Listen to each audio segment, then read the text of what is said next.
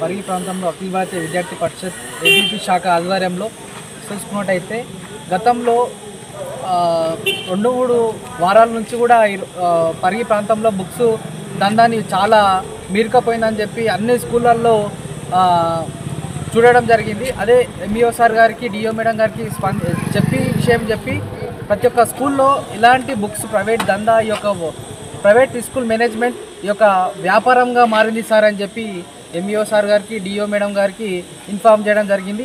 ఇలా ఎన్ని కంప్లైంట్లు చేసినా ఏం చేసినా మళ్ళా గత అన్నట్టే అన్ని స్కూళ్ళల్లో మళ్ళీ అదే వ్యవస్థ కొనసాగుతుంది. దాని కారణంగానే ఈరోజు చూసుకున్నట్టయితే పరిగిలో ఉన్నటువంటి శ్రీ చైతన్య స్కూల్లో ఇది రావడం 3వసారి అయినా సరే, వీడికి 2 సార్లు అయినా సరే, ఇది 3వసారి అయినా సరే అదే నడుస్తున్నటువంటి వ్యవస్థ ఇక్కడ మనకు కనిపిస్తున్నా ఉన్నది. ఇది ప్రైవేట్ యాజమాన్యాలు చులకనగా అయిపోయింది. ఈ యొక్క ఏంటంటే ఈ యొక్క వ్యవస్థకు ఎలాంటి భయం లేకుండా పోయింది అన్నటువంటి ప్రైవేట్ యొక్క ఎంఈఓ సార్ కానీ డిఓ మేడం కానీ ఎలాంటి స్పందించకపోవడం వల్లనే ఇంత వీళ్ళు ఈ యొక్క స్థితికి రావడం అని ఈరోజు మనకు అర్థమవుతుంది. కాబట్టి పరిగి ప్రాంతంలో ఉన్నటువంటి అన్ని పాఠశాలలకు చెప్పడం జరిగింది అఖిల భారతీయ విద్యార్థి పరిషత్ నుంచి. ఏ యొక్క ప్రైవేట్ కార్పొరేట్ స్కూళ్ళల్లో బుక్స్ అమ్మితే దాన్ని కఠినంగా సార్ వాళ్ళకి ఇన్ఫార్మ్ చేస్తామని చెప్పి చెప్పడం జరిగింది.